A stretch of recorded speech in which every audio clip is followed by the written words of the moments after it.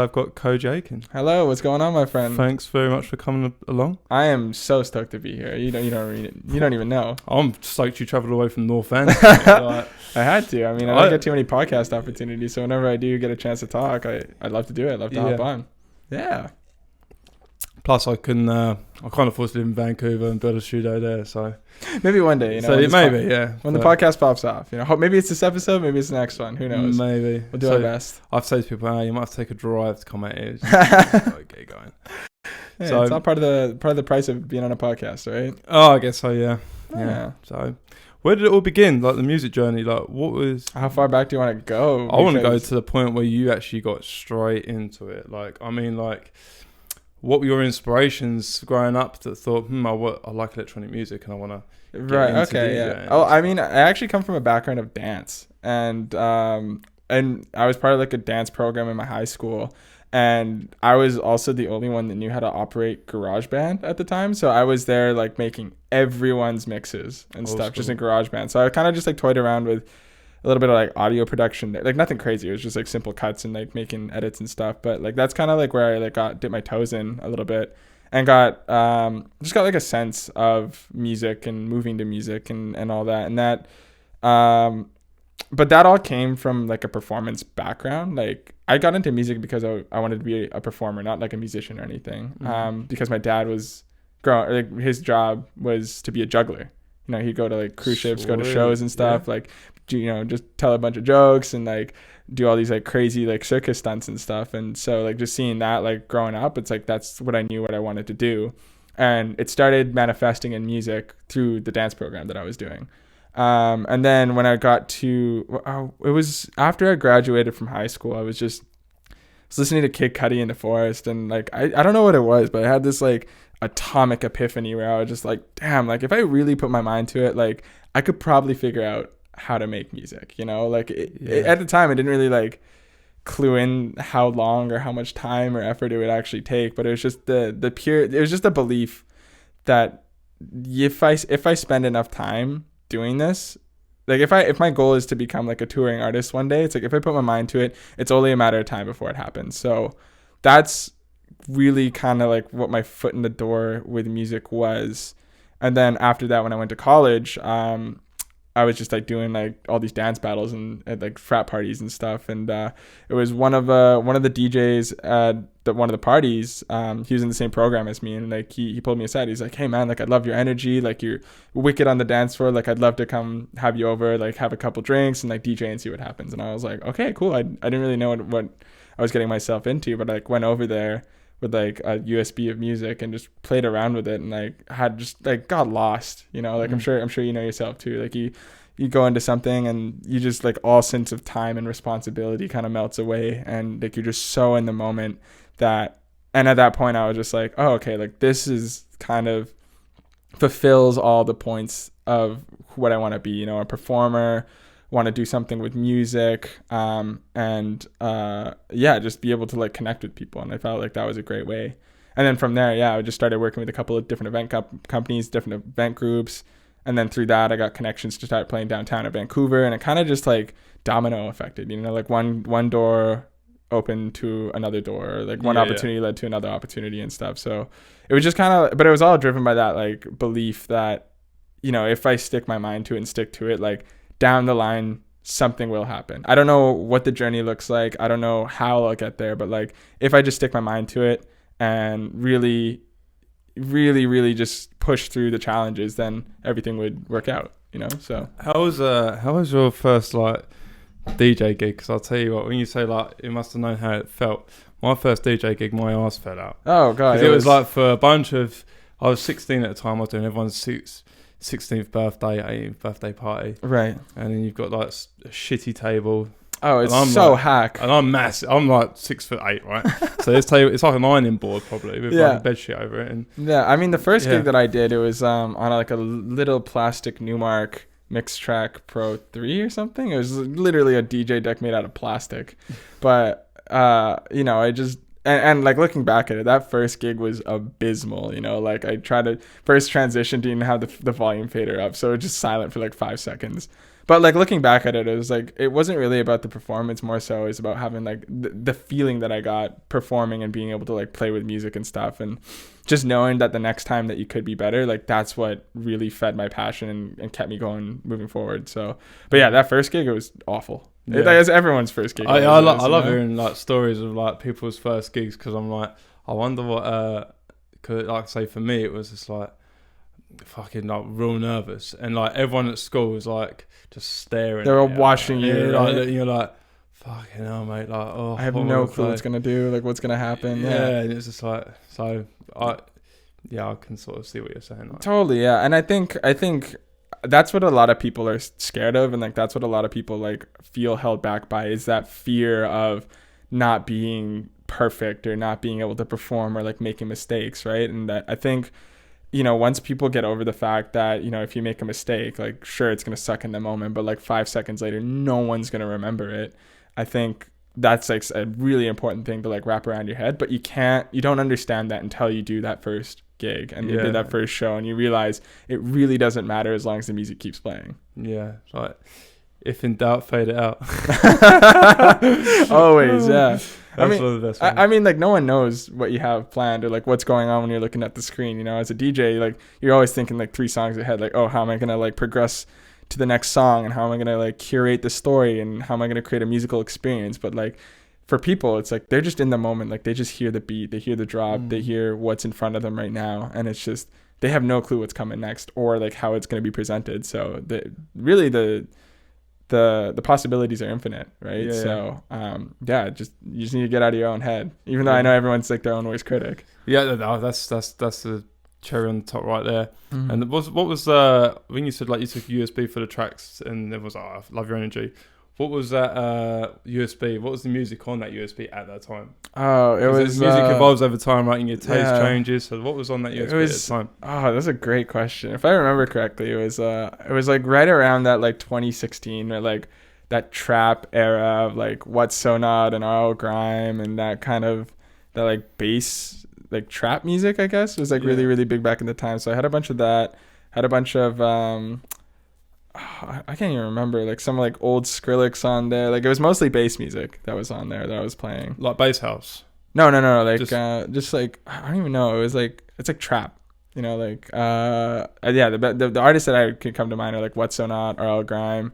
Like when like Core by RL Grime came out, it was like one of his biggest tracks. Like that's what like that was kind of the vibe that I was kind of playing around with. Yeah. And just kind of had fun with that. And then, obviously a couple hip hop tracks too, because I come from a hip hop background as well. So just kind of like blending between the two, trying to figure it all out. Yeah. Well, hip hop's where it all started, right? It's totally, like from that time. And so when you said like you got through your USB and you said one door opens to another. Yeah. What was the next stage then of your journey from that first one? Well, the first gig next one, like. Yeah, the first gig was my buddy, the guy who got me into DJing. His name's Brent, DJ Demo. He brought me on to play like an undergrad like formal party. So it wasn't even like a real gig or anything. It was like a dinner with like a little dance party at the end. And I got to play for like, I think it was like not even that long. It was like half an hour or something. Then he booted me off and took the rest of the night. but like he was, I think more so than anything, he was just impressed with my approach to it and like just the stage presence and just seeing me enjoy it. And he was also working with another organization called The Calendar at the time. Right. So he brought me on to open for him for like the rest of that summer for those like calendar gigs and stuff. Sweet, yeah. Yeah. And it was just like a student parties kind of, it was at this place called Kerner's Pub. It was like a big open air place with a big patio, and like it was so hack. Like there wasn't like a house system or anything, so you'd have to rent in like speakers and subs and like build a stage and stuff every time. Like it wasn't like a crazy production or anything, like super basic stuff, but like definitely enough to like get a real good party going.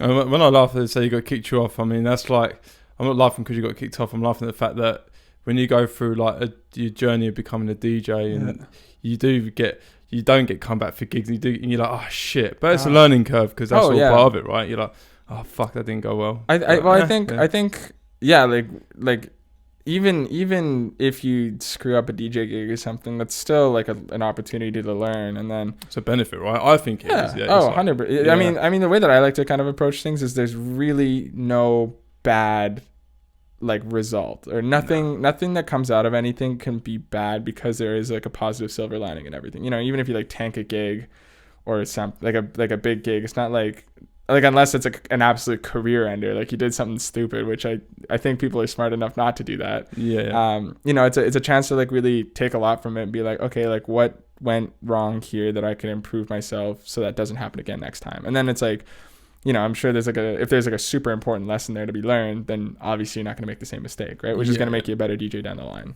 Exactly. And then, like you say, it's a learning curve. Unless you play like classical music halfway through like a bass set, and it's like, what are you doing? Like, but you know, I mean, it's like I say, it's all part of the learning curve. It's all part of, and that, I like it when you reflect on that, because a lot of DJs are too scared to like get out there and like show their craft and their skills that they've learned in the bedroom. Like some of these bedroom DJs are they're mental, wicked, man. Yeah, like, and you're just like, fucking me, mate.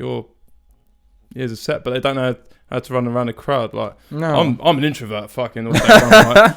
But totally, when I'm out DJing, it doesn't bother me. But I find that a lot of people that do that are kind of introverts and geeks. 100%, I think performing in your bedroom for yourself with no one around is completely different than performing in front of people, because you have that pressure of being in the spotlight. And for some people, it's like they perform great under that pressure. You know what I mean? Like for me, it's like growing up as, you know, performing with my dad and like kind of having that experience being in front of people, being in front of a crowd, like learning how to like manage a crowd's energy. Like I felt extremely comfortable like being put on the decks and like doing that and performing for people.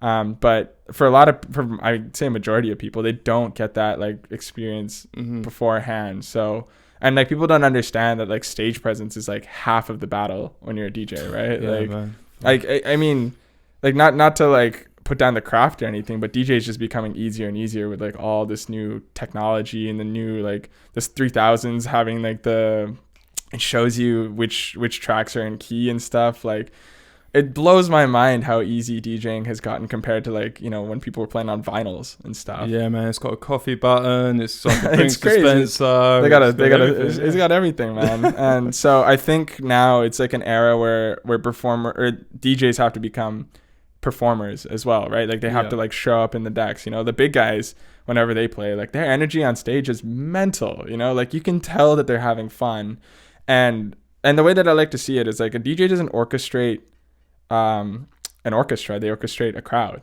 right? They orchestrate the crowd's energy, and then it's so important to be able to like do that like push and pull with the crowd. Like you give them a drop, then pull them back in with like a breakdown or something, do a crazy build, little drop fake out, and then give it to them. You know, it's just a nice energy exchange between like the performer and the audience.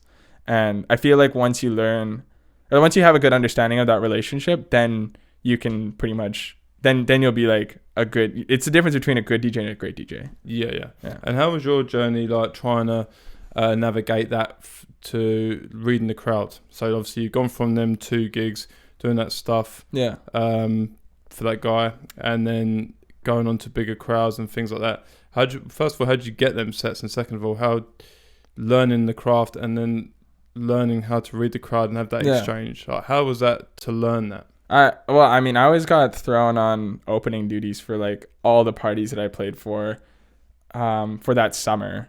So like, I mean, Brent was a great mentor. He was like teaching me and like telling me, you know, like things to look for and like kind of guiding me onto what I should focus on and like what kind of vibe I should start playing and stuff. And so like having him kind of mentor me through that whole process really taught me a lot, right? Like a lot of people don't have someone like, you know, behind them being like, oh dude, like that was a great like song choice, or like, hey, like, you know, watch these people like tapping their feet. Like if, you know, like you gotta pick up on like very, very subtle body language, and that just comes with time, right? Like just being in front of people, being in front of the decks. But I think being an opening DJ for like the first year of being a DJ taught me a lot about how to read the crowd and like understand, you know, what people like, or like what the crowd's vibing with, right? Like if you play a house track or something and you can tell people like everyone's kind of shifting out to the side, oh, maybe it's a good chance to like play some like top 40 or something, or try something else, right? And I think also like, something that comes with that is your ability to be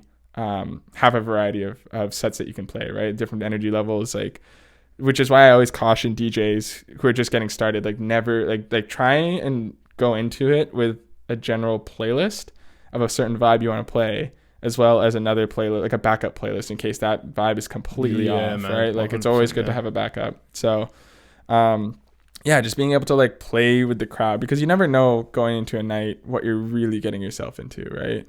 Yeah, you don't know. Unless it's like a massive festival or something. Yeah. But like if you just go into a club and you're playing like 10 to 11, it's like you don't really know what you're getting into. So it's best to be like prepared with everything that you have in the arsenal. And it's not like, I don't think like any DJ just listens to like one genre, right? Like they have a collection of like music that they listen to that they can play and share with people, right? I think that's good advice as well, because a lot of DJs think if they fixate on that one genre, they're going to be the master of it. Like I grew up in a drum and bass era, right? Totally, yeah. From London, right? And that was a big thing. Like, and then we'll get into producing soon, but like when you can take sounds from different genres, like, you know, you can learn a lot by programming your drums from hip hop. Yeah, totally, into bass, right? And drum and bass, you can learn a lot about synths and leads and bass design and stuff. Everything, it all comes together, right? At the end of the day, But yeah, and I think that's like another big question is just people trying to like figure out what their sound is. Like there's no like secret recipe to find your sound. Your sound is literally just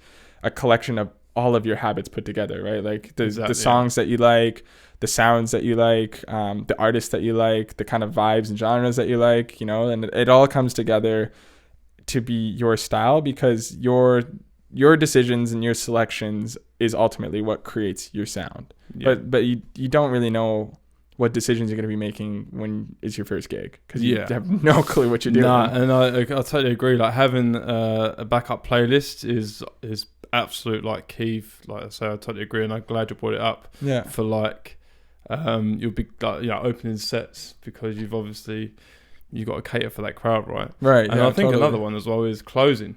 Closing is a completely different trying thing, to keep them on the dance floor before they get in Ubers. It's an uphill battle, and it's like as a DJ too, it's like so demoralizing, because it's no matter what you do, people are gonna leave and the crowd's gonna get smaller, right? Yeah. But it's really about like figuring out who are the key people that you're playing for. Like it's very apparent.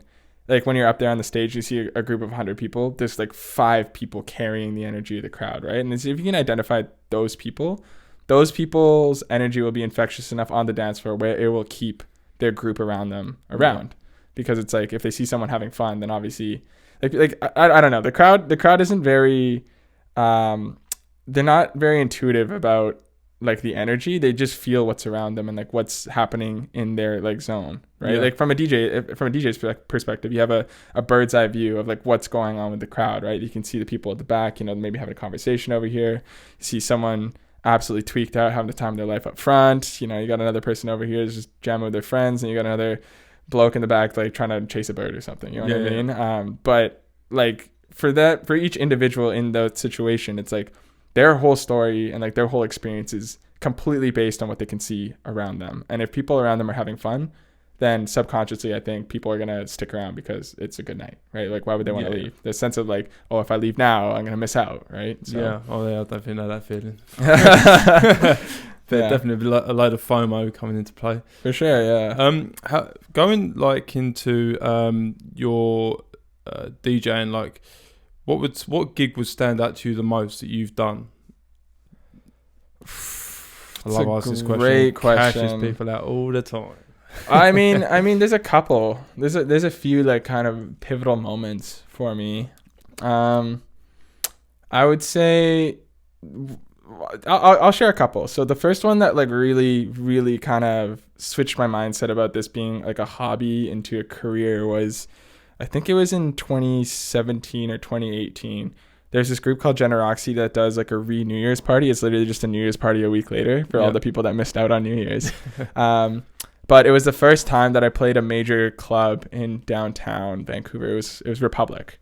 And it was the first time that I got to play for like an event. Like it was nice because it was like all my friends. Like it was like a charity organization run through the university or something. So like all my homies were there. But it was like the first time that I felt like a proper DJ in a proper club playing for people. And it was just something about that like flicked a switch in me where I was just like, you know what, like this is like real, like this could be a thing, like this is absolutely real. So That would probably be a big one. The second one to me would probably be St. Paddy's Day last year at Enzo. It was the first time that like clubs had like fully launched back up. It was an event run through my events company Kumo, and like it was kind of the first time like everyone like could stretch their legs and arms out to like really dance and like not have to worry about the party getting shut down or anything like that. And it was just something about that like sense of freedom like brought every like best out in everyone, man, right? Like fuck. And as a DJ, it's like there's literally no better feeling when you have the crowd in the palm of your hands like that. Yeah, you know, like they done a thing in Liverpool back in UK, and it was called the Test Rave. Oh gosh. They're like, okay, we're to go test everyone like to go back into raving, and they put everyone in like a warehouse, and it was a massive success. So mental, like, overpacked out, and everyone was like, this may be the last time I rave again, maybe for another couple of months. So everyone went fucking hard, and it was like really like. But and then they kept it open after that. But 100%. Yeah. It's like I can agree with you. Like with the vibe of the crowd, everyone's like, fucking, I'm partying hard. It was now. It's just everyone had just let 2 years of pent up party energy out on the dance floor in one night, and it was the most like single-handed the most like fun but chaotic night I think I'd ever played, other than our outdoor beach party that we threw in the height of COVID. Oh yeah, everyone threw loads of everyone threw a couple of those. Everyone did it, man, all over. So when you say chaotic, like what's been like the worst? I wouldn't say the worst. That's not the right word. Like the one gig that's where it's like not gone right. And you're like, oh shit! Like I've been to one right where it didn't have the cable that connected between the decks. Oh god! And I bought one USB, and I'm like, you what? It don't work. He's like, and I had to go around and ask a DJ to borrow his USB. Like, yeah, no, it's bad. I mean, there hasn't been any parties that I haven't been able to figure out a solution for. But honestly, one of the most chaotic ones was probably like the party that I was talking about last, the outdoor beach party. It was called Utopia, and we threw it with Average Citizens. I don't know if you know. Oh yeah, they're doing like really well. Danny and John, Danny and Josh. Yeah, so they hit me up like I think it was 2021 or something. And they were like, "Yo, like we should totally throw a party. Like I know a spot." And that's how every great story starts. So we agreed to go with them. We checked out the spot. It was a wicked spot over out in Burnaby, and you know, like we launched it like a month in advance, like not really thinking too much about it. We're like, yeah, we'll throw a party, a couple hundred people, maybe it'll be fine. And on the week of the party, we ended up selling close to like 600 tickets or something, like on like an unsolicited beach rave. So like we're like, okay, yo, like let's cut it. Like we can't like have more people than this. Like it was a secret location rave too. So like we're just like, yeah, like any more than this, like obviously the word's gonna get out. People are gonna show up, like, and just attracting some attention. Exactly, and we didn't factor in the fact that like nothing was happening that time either, because everyone was, you know, locked down in their houses. So we get to the night, and we started the party around 5:00, and everything was fine. Like we had all the equipment set up, everything was good. There's a few people like there just getting ready to dance, and but we didn't account for like the tide coming in. So by 7:00, the like pretty much there was like a thin strip of beach where people could like hang out, but like other people were like up on the hill, like climbing trees, like trying to get away from the water, and like we're all just sitting here like, how the hell are we gonna fit 600 people on this beach, right? Like people were dancing in the water, like that's how crazy it was. But lo and behold, like everything ended up working out, and as more people like came, like the tide started to recede a little bit. So it was like it was the perfect amount of people. Like the length of people never changed. It was just the width, and like as more people came in, it started to fill up, and it was crazy. But I think like the final count that we had for that night was close to like 1,000 people on this beach, pumping on like a really DIY like stage system. Like I think we had like 4 tops and 2 subs. And that was it. Man, that's where it originated from though. Like the rave, man. That's like the best. I've been to some of the best parties there. Like for real, it was one of the most amazing parties that I think I'd ever gotten to play and be a part of and stuff. But like the chaos ensued because it was like 1,000 people, but like we were a team of like 15, 20 people with like no formal training. Like we were just a group of homies trying to do something. Yeah, man, that's why. And the worst part was there was like two way, like it was a 15-minute hike to get down to the spot, and there was like a split in the road where there's two ways you can go. One of them, it's like you had to like climb down a cliff with like a little rope and like scale your way down, and then you had to cross a railway. So like obviously like in the midst of the dark, people were like falling over, and we are just like, no, we can't do this way. And right as the party was starting to pick up, I got word that the other trail, that there was a massive wasp's nest in the middle of the trail, and like we were telling people like, hey, be real careful about this kind of stuff. Like we don't want nobody getting stung. Like if anyone has an allergic reaction, we're fucked. Like can't do anything. That sounds like my worst nightmare. I'm fucking petrified of wasps. Oh, it was a logistical nightmare for sure. But like, I mean, it seemed like everyone was like keeping an eye out for each other, so that was great. But obviously, when you have that many people and it's like not monitored, like people are gonna be doing dumb stuff. So we ended up having to shut the party down because we had to call an ambulance because a couple of people came from like a different party, or no, they came from the beach. And the story that I was told was they ended up taking some red substance that they didn't know, and then it hit them when they got to the party. So then they like crashed, and so we had to like call an ambulance and get them out of here. But just in the midst of it all, just like trying to like figure out what the hell was going on everywhere and making sure that there was no emergencies or anything, like that was probably one of the most like chaotic gigs that I think I've ever done. Stressful, yeah, but like you say, like when you're throwing like a big rave like a rave like that, and it's an outdoor bush rave, you kind of like got a good community, because even if it didn't go well, like the people that went there were like, mate, fair play for throwing like a rave, like everyone was talking about it for like it was honestly like I noticed a switch in that point, because like everyone started treating us like we weren't just some like group of homies like throwing parties together. They're like, oh no, like these guys know what the hell they're doing, even though we absolutely didn't. Yeah. But it was just a change in perspective. Like everyone was like, yo, like that like crazy 1,000-person beach rave, like that's nuts. Like these guys are actually like proper and stuff. You know what I mean? So it was really awesome to like see our efforts get paid off in that way with like minimal damage. You know, like no one died. Like we like as soon as the cops came, like we cleared everyone off the beach and like cleaned up everything, like and the cops were like really nice about it too. They were like, yeah, you honestly like you did everything right except for the fact that it was an illegal rave. Yeah, I mean, like most cops, right, are just pretty, as long as you clear your shit up after you and you're respectful, like they're pretty sweet, right? I mean, it's the same in the UK as well. The cops don't really mind. No one wants to be a party pooper, right? No, exactly. They're just doing their job. A lot of the cops are hiding behind the bush going, rave, man, this is pretty good. It's kind of cool. They stick around for 5 minutes, check it out, and they're like, all right, let's shut it down now. But yeah, no, it was definitely a massive learning experience for sure. And as a DJ too, like just being able to like play for a crowd that's been so hungry to party, like it's unlike anything else. So when you say like you and your homies like put it together, you and your mates and that, is that when you thought and you started getting like some sort of exposure with it? Is that when you decided to be like, right, I think I want to start something? And is this how like Kumo sort of was born from this point? Not, I would say it's like this current version. Oh no, no, Kumo started, like this party was in 2021, and I started Kumo back in 2019. Okay. Purely for the fact that I was like kind of choked that I wasn't getting booked for gigs. So I was like, you know what, fuck it. Like I'm going to make my own gigs. Like no one can tell me anything. So I got offered a residency at this spot called Library Square downtown, and for the summer. And they like told me, they're like, yeah, we'll give you everything that you need to build a night. Just go do your thing.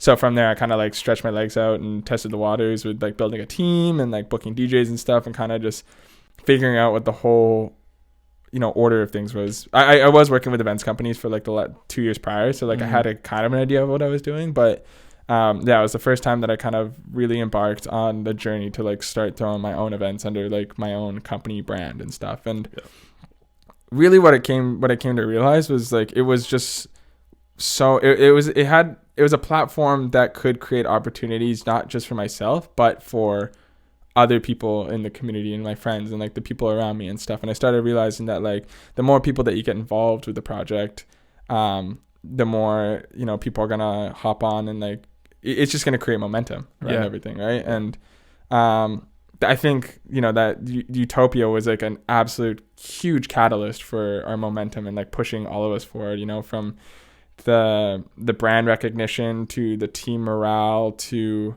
like just the community engagement and stuff. Like it all just like went from here to here in one party. So yeah, and that's the reason why I asked that question, because obviously you say Kumo as a community, and at the start of when we was talking through your journey, we were talking about like, you know, like DJs in their bedroom, and then they want to come out and the bedroom and DJ in front of a crowd, and they don't know how so your platform is giving them that platform to that opportunity to come out of the bedroom or wherever they're DJing. That's exactly what we're trying to do. Yeah, do you know what I mean? So moving on from that. Like, Kumo is starting to become a thing where we're trying to we're just trying to represent Vancouver's electronic music community, because we felt like there was a presence in the city, but there just wasn't anyone like pushing the culture in the scene, you know? Like you got like the major players and stuff who bring in like big names and big artists and like sell shows, but it's like they didn't have like a massive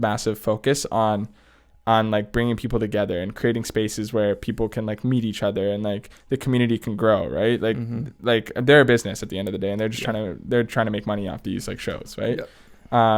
And like that's not to say that they aren't doing a great job, and it's not like a bad model. You know, these people are doing their thing and you're doing your thing, right? And that's the whole thing. If you stay in your lane, you just grow your own show, right? You know. And for us, it's just our whole thing was just we wanted to like bring people together, because we saw a gap between all these different groups doing like really cool things, but like no one really in the center bringing all these communities together and like, you know, taking people from here and like putting them over here or like doing that. So that's kind of like the mission of what we're trying to do. And with that comes, you know, discovery as well, like trying to find new artists and new DJs and just like really creative, like people with like a lot of potential that just don't have that opportunity to like get in front of people, right? Like, and I've seen like in Vancouver, I've only been here for 5 years, but Vancouver's like, it's mad. Like in London, there's loads of clubs, there's loads of people.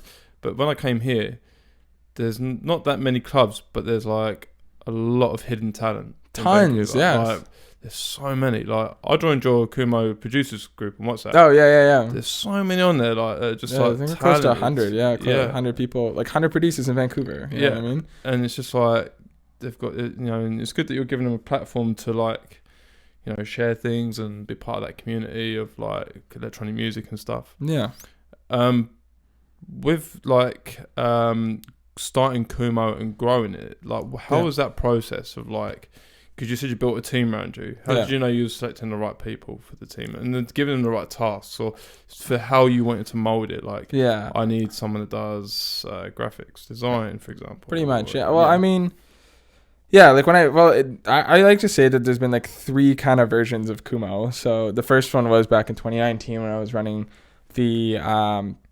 the weeklies out of Library Square. It's like I had just built a team off to like, you know, just throw up an Instagram post, put some money on it, see, you know, find some applicants and like pick and choose everyone. So I put everyone through like an interview process just to kind of get their energy and their vibe and stuff. Like I wasn't really too worried about credentials as much as I was more worried about what their intentions were and kind of like commitment and exactly effort why did they want to do it, right? Like because I can, like, you know, like I can train anyone to do any task, right? But I'd rather have someone who wants to do something to push the company forward and the organization forward and the mission forward, rather than someone who's there just to like be included and have DJ gigs, right?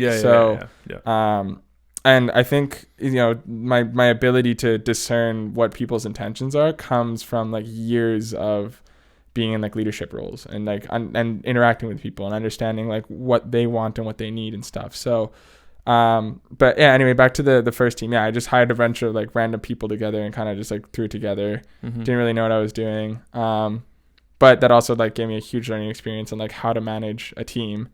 And then the second kind of version was I didn't really have a team around me. Like I was just working with another organization called The Plug, Vancouver. Okay. And we were throwing Wednesday night parties at the UBC, and like those are going great because it was just like all like the frats and sororities partied on the Saturday or on the Wednesdays, and so we all just like brought them together, like just good vibes, like bring the DJs out. And like that was also a great way for me to like interact with like the university DJs and like bring them on and be like, yo, like, do you want a gig? Like come jam and stuff. And then obviously COVID hit. And then now, which is the current version of Kumo, I guess, is like I was really careful about who I brought on, because like I had a background now of like, okay, like these are the kind of people that I want. These are the people that I don't want. You know, this is the kind of energy that I do want. This is not the energy that I want. And just like having those kind of, I don't want to say expectations, but just kind of like mental guidelines as to like who I wanted to bring into my life. Yeah. Really helped me decide who I wanted on my team when I was doing like a bunch of DJ live streams throughout COVID.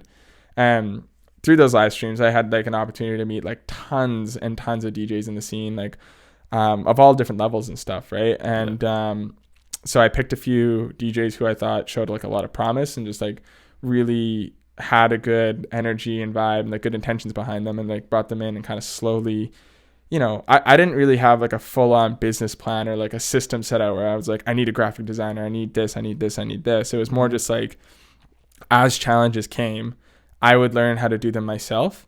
And then when it got to a point where I knew 100% how to do it, then I would teach someone else.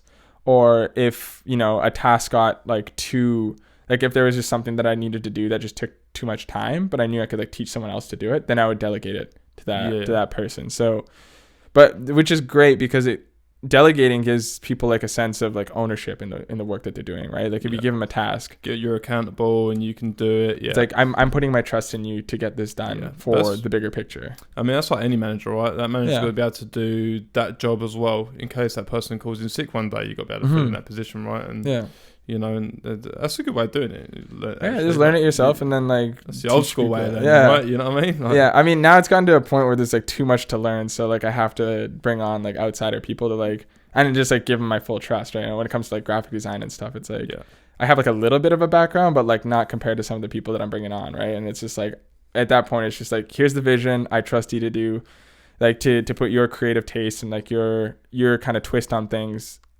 from what you know from us, and then we'll all bring it together and like lift each other up. So I mean, you can always ask me. I'm a Canva fucking genius. Canva is I'm shit really, but I just thought that, you know, I can use Canva. I mean, Canva works. It's a beautiful I love free shit. It's accessible, easy to use, and like quite frankly, no one's gonna know the difference between that and like Photoshop. Cool. So I've done all this design on Canva. There you go. You got a whole logo for your podcast. You know, shout out Canva. Yeah. So you've obviously built your team. You've got things going on. Yeah. And I noticed you guys were like fucking like around like 3,000. You just smashed it up like up to thingy. You're at 25K now. Yeah, and I was like, fucking, that's wicked. Like for the Vancouver scene and the music scene, right? Totally. Yeah. How do you find like Vancouver's electronic scene in a whole? Like, how do you find it? Do you think it's growing? Do you think it's starting to? Because look at this is what I've had this conversation even with Andrew as well, and you look at a lot of DJs. They all play in LA, they will play Montreal, Toronto, London, Berlin, but they'll always miss Vancouver. So do you think it's growing enough now where we're starting to attract more of a world kind of presence? Definitely. I mean, for me personally alone, like I've been hit up by a bunch of like, not like major DJs or something, but like up and coming stars, and like people want to play here now, you know. Like I've gotten tons of requests, and like I've talked with a bunch of managers and artists, and it's like it does seem like there is not a demand to play here, but like I think Vancouver doesn't have the infrastructure to support a music scene yet. Yeah. And like it's getting there. It's getting to that point where it is. And, you know, it's like from the efforts of like all the local organizations and stuff, and like all the local DJs like pushing the scene and stuff, I think it is slowly starting to grow, and like there is a scene being built, but it's not at a commercial level yet. In this, it's still very like deeply rooted in like underground like music culture and stuff, right? Because it's like you have festivals like Bass Coast and like Shambhala and stuff where like I can imagine every single DJ would want to play there, right? Yeah. But like it's so hard. It's a lot easier to get slotted in a club than it is to be at a major music festival, and I feel like and into those festivals is to play in Vancouver first and like get people to like see your name and like understand that. And I just think it comes down to like just there just isn't enough venues in the city. Like it's just, I agree. Yeah, like from an infrastructure standpoint, there just isn't enough like opportunity. Like we said earlier, there's a whole load of talent, just not enough venues, right? Like yeah. And so I think that is like kind of the bottleneck for Vancouver music culture, is just the fact that there just isn't enough spaces for everyone to perform, and because everyone's competing for the same spaces, you know, like the locals, the headliners, different like groups and stuff. So I think that's kind of my like opinion on that. And I also just think just Vancouver's music community it's just segregated by genre. You know what I mean? Like obviously you have the bass heads over here, and you have like all the house heads, and you got like everyone who loves like deep dub, dirty bass music and stuff, and then you got like all the college people over there, but like no one's like intermingling with each other. I don't think you should. Like for me, I always say to people like, go and see another genre.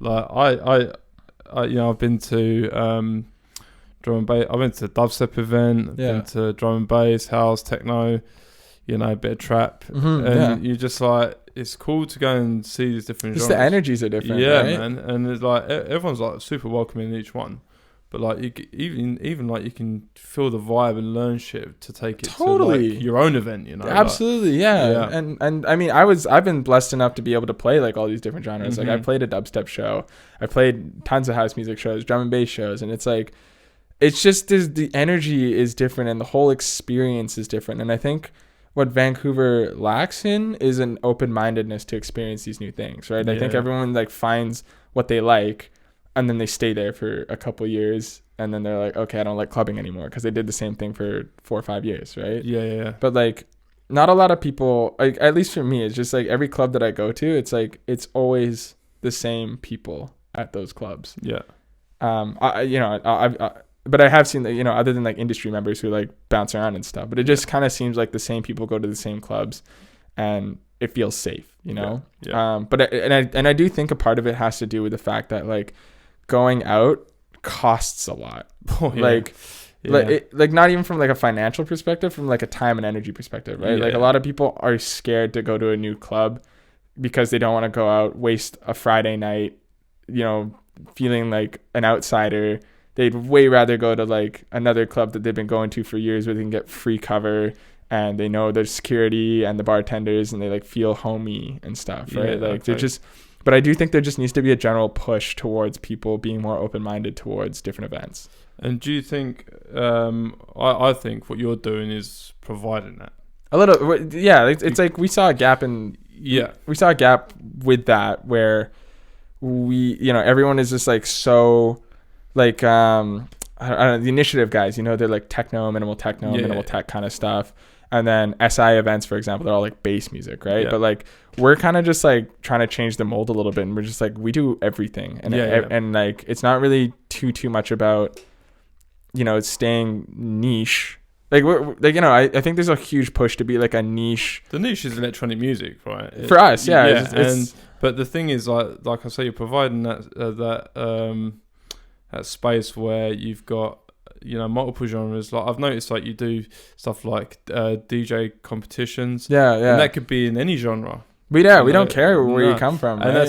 that's the thing, right? Like people are like, oh, okay, well, I like fucking, I know Gabba, right? No one likes Gabba here, but I've got an opportunity to do Gabba. Totally, yeah. Right, and there's like a scene for that, or there's like people out there that want to listen to that music, right? But it's like, Rave. Oh yeah, it's bananas. It's what is it called? Bass. Bang Face. Oh, okay, yeah. That must have been mental. Like 200 BPM the whole night. Just speed. Fast. People are like crowd surfing in inflatable swimming pools. That's crazy. Where was the party? It was in the UK, but it's like mainly for the Dutch people. Yeah. And it's just like 200 BPM, and it's like the weirdest, trippiest music ever. I was like, my head was like, you know, like when you listen to music, you can compute what's going on. Yeah, like, it's cool. This one was just like, it doesn't make any sense. It's going against all laws of music making. It's wild. It's like just noise, not even musical, but it's orchestrated noise, you know? Yeah. But yeah, back to your point though, it's like I think like we're really trying to push boundaries and give people exposure to like different genres, right? Like our upcoming party, we have 3 stages and like 3 different genres. Because we just want to represent electronic music a little bit more equally and fairly amongst everyone, and just give more opportunities to like different peoples from like different scenes and stuff. Yeah. And also it's just like, you know, we might have someone who's been to like all our house music shows, but like they secretly don't know that they love dubstep, right? Yeah, so if you just put them in a room with dubstep and they get to experience that feeling of like headbanging with everyone, just like that like pump and the wave and stuff, they might really like that, right? Which then opens up a whole new avenue and a whole new industry that they can go explore, right? And which then gives another fan to the dubstep community of Vancouver. Yeah, and I see that when I went to Drum Code in Tobacco Dock in London, right? Yeah. And I was dancing next to this guy, and he was just like, "Hey man, how you doing?" I was like, "Yeah, good." I said, "Who you here to see?" He went, and no word of a lie, he went to me, "I don't know anyone that's playing. I'm a dubstep lover, but I thought I'd come anyway." And I went, "Sweet mate, yeah, that's nice the one, mentality, yeah." And he was like, "It's pretty sick though, isn't it?" I was like, "Yeah, it's good, man. This is crazy, yeah." And I was like, "Fair play to you, man, for coming out and doing that." He's like, "Yeah, I'm going to a drum and bass one tomorrow, and I'm going to some other one." I'm like, "That's cool." Like, so it's good that like people, you know, can do that. Like, yeah, I think, and DJ wise, and also another thing too, I just think that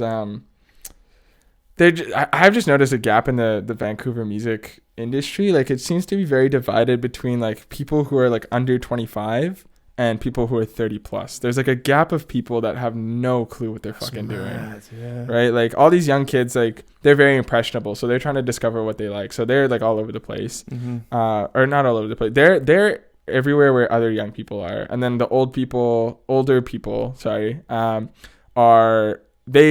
goes back to that thing where they like found their thing and they're sticking to it. Right? Yeah. Like, you know, the people at the Red Room you see every week. Like, people go to Red Room religiously, right? Is that the drum and bass one? Is it? That's like the drum and bass, like bass one. Oh, okay, yeah. gotcha. But yeah, it's just so like you'll see like people who go there for like who've been going there for like years, right? But like you won't really see them at like a different club like Levels or Celebrities, right? Oh, okay.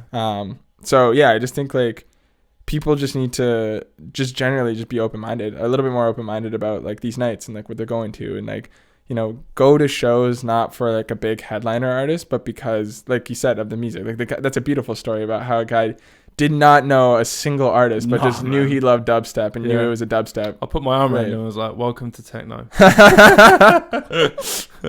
You know, so he was literally went, "Thanks, bruv. Yeah, sweet," and he just like partied on. Perfect. I love that. Just rave things, right? Yeah. So yeah, I think that's my opinion on the Vancouver scene. I ask people that because we all want to see it grow. Yeah, and I think you've got a big contributing factor to it with Kumo. Thank you. So I totally respect that, and I love that as well. First of all, like, so sorry. After many things I've said, does Kumo hold event nights at clubs? Yeah, mostly. Yeah, we work. What clubs are they?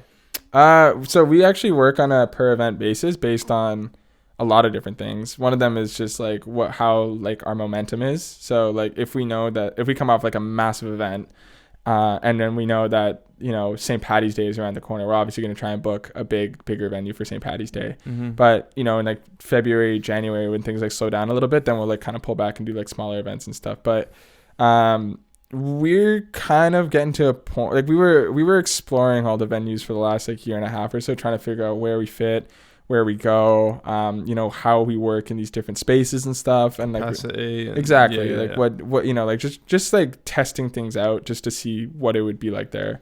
And now that we've worked with most of the clubs, like I think our favorite clubs to work with would probably be Levels, Enzo, Celebs, and the Hollywood Theater. Those have been where our best shows have been, other than like the Bush Doofs and stuff. But yeah, like those 4 clubs are probably right now our like favorite places to go. Oh, okay. And when you got your DJ competitions, I actually see someone in your groups where he was well chuffed that he was in the final. Yeah. He was asking everyone to vote. He said, "Thanks everyone." Oh yeah, the Rising Star. Yeah. Yeah. And he's like, "Oh, thanks so much. Like, this is big for me." And I thought, that's fucking sick, mate. Like, well, to you. So when you sort of, I say, draft your lineup for events, like how do you get them through that? Is that an avenue for them to get to that? It's one way, yeah. Like, how do you select your artists? Our selection and curation is completely based on who we think would throw a great show, as well as who we think deserves to be put on. Yeah. And we base that on, you know, who's been like showing up to and who's been supporting and who's actually been like engaging with us and like is actually making an effort to really help push our mission. Because obviously if they're doing that without a gig, like who knows what they can do if given the opportunity to play for us, right? So we really gauge it like that. Because like there's so many DJs to give opportunities to, but we really try to make it like as fair as possible. And it's like kind of like a system of like, you know, the more that you put into us, like obviously the more you'll get out, kind of thing. Yeah, but I mean, you know, everyone has to not I wouldn't say prove their worth, but has to work for their spot, right? And, exactly. Yeah. You know, what just can like you show provide? up. It's like in a job interview. You know, you turn up. What can you provide for this job? Totally. And that's the fairest way you can do it. And I think if they can, learn how to read a crowd, and they can bring good vibes and good music, good energy, and they want to help you push your brand, and that's a good way of doing it. Totally. I think, like I'll give you an example of one of our guys. So there's a duo that they got added to our most recent promoter round of hiring and stuff. They go by Mad T Music. It's a duo. Mm-hmm. Like Mad we give T, yeah. Mad T, yeah. Oh, it's like a combination of Tonev and Mad Z. So they smashed it together and made Mad T. Oh, okay. But yeah, so like they've, you know, they're part of our team and stuff, but it's like I'm constantly giving them opportunities because they're constantly showing up to like push Kumo forward, right? Like, you know, from their like content creation game to like just their engagement on all of our posts to like how active they are in the community, like just them together like is an absolute powerhouse. And I know like if I give them an opportunity to play, they're gonna make the most of it. Like if I give them an opportunity, I'm gonna get twofold out of it as they will too, right? Yeah. From a company perspective, like we'll get twice as much as giving. Like I don't know, it's like a hard thing to say, but it's like they go in, we get double that, and they also get double that. So then it's like a 4 times thing. Whereas like if we gave a complete stranger an opportunity, it could be like we give them an opportunity, we only get half of what we gave into that, right? Yeah. So, and that's the thing as well. Like I've said to people before, is I've done this with like bush raves as well. Like show up and help people out with set up the gear. Totally, you know? yes. Like, underrated. Don't just share something online. Like show up, say, hey man, can I help out with any organisation stuff? Like I'm happy to do it. I love the scene. I want to do it. Yes. And then that's a good way of getting in the avenue. I literally tell every single person, if you find a club that you want to play at, like go hang out there and meet the people. Like it's not hard, you know. Like, but I think it's just like there's just a sense of entitlement as DJs that, you know, like you're the life of the party, right? And sometimes like that gets to your head. Like I know for me, and like my first few years of DJing, like I thought I was hot shit, and then a couple events later, I realized I'm so low on the ladder of DJs, like on a global macro perspective, right? That it's like I need to like be humbled down a little bit, or else like none of these people are gonna work with me, because it's like I can easily be tossed aside by like another person in the industry. Yeah, and I think it's a good way of doing it. If you're humble about that, then you can grow a lot faster and quicker and be more of an attractive like influence, you know. I mean, at the end of the day, it's all about just value. Like what value can you give to these clubs, these organizations, the people, like the talent bookers and stuff, right? Like I think the whole point of going up and setting up speakers and being like offering your manpower adds value to you as a DJ. You know, it's like you're a DJ who can play good music and you can help set up. Yeah. And if you can bring people, even better, right? Yeah. Like, I mean, I spoke to one guy back in 2009 now. Yeah. Show me age a bit here. He was a videographer, wanting to get into videography for events. Right, yeah. So he ended up doing a load of it, right? Like just showing up. His name's Todd, great guy. Shout out Todd. Yeah, he was doing loads of them. He was going to all these events. He was like, I'll do them for free. Yeah. And if you're happy with it, I'd like you to employ me for your event for the next one. Yeah, for the next one. That's a great way to do it. And he done it. And he was like, everyone was asking him to do it. And we were talking about it years ago. And he was just like, it's mad. Like I offered this like free service for one night, and it's given me complete work now. Yeah. For every event brand, like it's because I'm sure Todd's like a great, like he produces great photos and like great media. Like that's obviously the first thing is you got to be able to deliver on like what you want to deliver on. But then the other thing is he's probably just like a really nice guy that's very pleasant to work with. Sweet guy, yeah. Right? Yeah. And it's like people he's want short, but he's sweet. Yeah. But at the end of the day, like people want to work with people that make them feel good. And like I want to hang around people that make me feel good all the time, right? And it's you're a product of your environment and the people that you surround yourself with. Exactly. So it's like if you like, why would I want to hang out with someone that like brings me down, right? Or like, or is constantly like nagging me for things, or like constantly asking me for things. Like I want to hang out with someone who like comes up to me with ideas and like a game plan that we can work together to like do something cool, right? Like, and come up with creative ideas, right? Yeah. And what advice would you give to new up and coming DJs that do want to get into the scene? Don't know where to start. I always ask this people question because everyone has a different view on it. I mean, what would your like thing be? Because some people that don't have a lot of like Instagram followers but are a really good DJ and really good people's person, but then some have a lot of the opposites of stuff, right? So what advice would you give to new up and coming DJs? Go out and study the scene and like figure out what's out there, right? Like you're not gonna know, like you could have like the perfect set, but like I mentioned before, like if you go into a night with a game plan and the crowd is completely different, you're fucked, right? Yeah. Like simply, and then you'll probably never get booked again. Yeah. So like really go out and like study the scene and like what the vibes are and stuff. And network with the learn how to find the key players in the industry, right? Like if you go to a nightclub, the key players are going to be like, there's obviously the booking person, right? And the best way to get to the booking person is to like meet the bouncer, like get in with the bartender or something, and then get the contact from one of those people, right? Yep. But so yeah, like going out networking and just like studying the scene. And then the second thing is like if you do have like a skill, like just post it on socials. Like we're living in a crazy era like never before. Where like I was literally going to touch on this. Yeah, like you can literally post a video and like the whole world could see it. It literally just takes one video, right?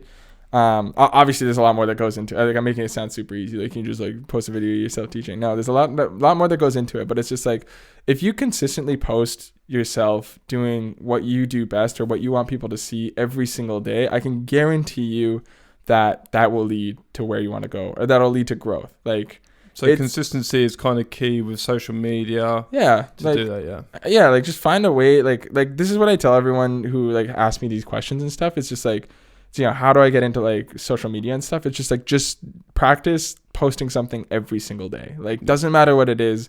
No one's going to give a shit about the first stuff you post because you have no clue what you're doing. But it's not like if someone sees like a bad post that you make, they're gonna like hold it to you forever. No, like scroll, dude. Right, exactly. Yeah, like no one remembers the third last post that they saw. Yeah. Right. So it's like, how are they gonna remember your shit post? They're only gonna remember the good stuff because it's a highlight reel, right? Yeah. So and it's just a matter of time as long as you're consistent with it that something will pop. Yeah. Right. Like for me, like I literally just started dancing in my kitchen to drum and bass music that I love and found because I was doing that anyways, right? I just put a camera in front of me, and now it's crazy because it's like I've built a platform based on me dancing in my kitchen to drum and bass music because I love it. Yeah. But it doesn't include me DJing, doesn't include me producing anything. I'm just reacting and having fun. Yeah, and people like to see that. They want to see like, you know, I'm not too sure about the genre, but they might see you dancing to okay, like because I'll be honest, I was scared to put my face on social media doing a podcast, right? Because I thought everyone's gonna think it's shit and everyone thinks I'm a boring whatever. But then if you keep going at it, people will just eventually be like you say, consistency is key. I mean the thing that I really learned was just no one's gonna care about you until you figure out what you like doing with it. In the sense that like you gotta make it fun for yourself and like you gotta actually like enjoy doing it, or else it's gonna become work, right? Like for me, like making videos now is like creative. It's fun. It's like I get to go out, like figure out like which artists I want to connect with and stuff, and then like make a video based on that song or like a song from them or something, right? So it's become like a really fun kind of game of chess where it's like, okay, if I use this song, react in this way, I'll be able to connect with this artist and this label, and then you know, like now I'm like building relationship. It's like gotten to a point where it's like a tool for me to network.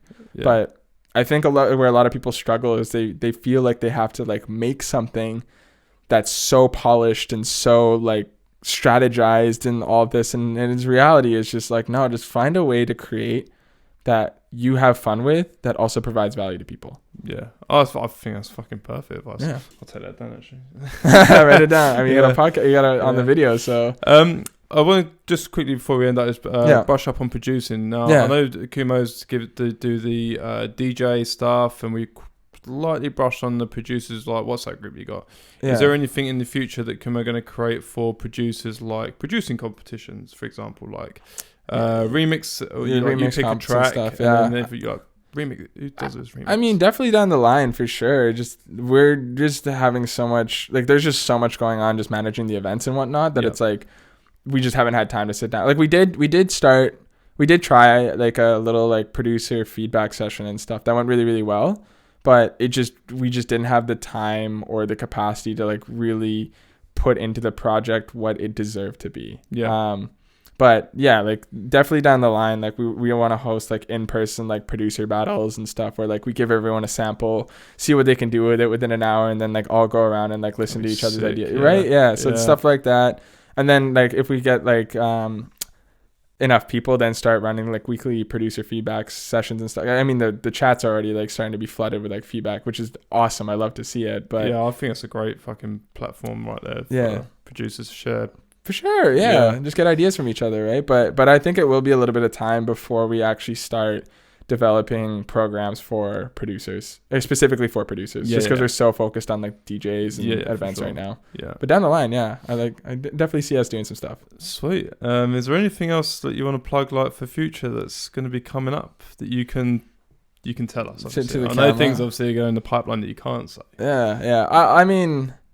Like, I don't really know, to be honest. Like, I don't like showcasing or bragging myself. So I'll leave people with this. It's at the end of the day, you have to believe in yourself more than anyone else will, because at the start you're going to be the only person that will, and it is only a matter of time. Like, if you keep on that whole vibe of believing in yourself and focusing on yourself and making moves, people will start to see and start believing in you if your intentions are good.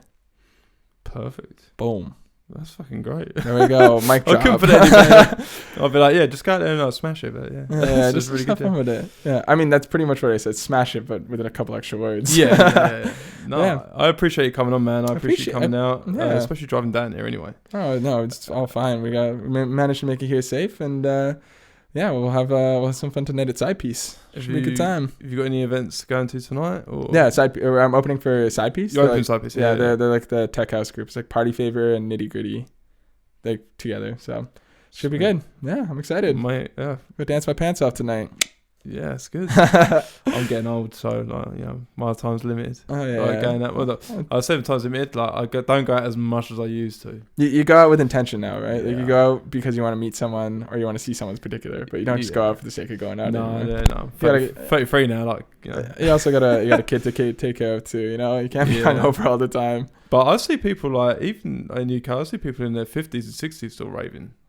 Like they're still going out. Like my missus' uncle, he's like still going to Ibiza. That's crazy. Still going to like Amnesia and Ibiza. I hope I'm one of those grandpas. And he's like in his mid-50s. Damn. Yeah. That's champion. Rave champion. Yeah, I want to do it. It's been a pleasure, man. I'm super happy to share some knowledge with you guys. Yeah, thanks for sharing your story. And thanks for having me on. And hopefully we'll see each other around. Yeah, thank you very much. Cheers.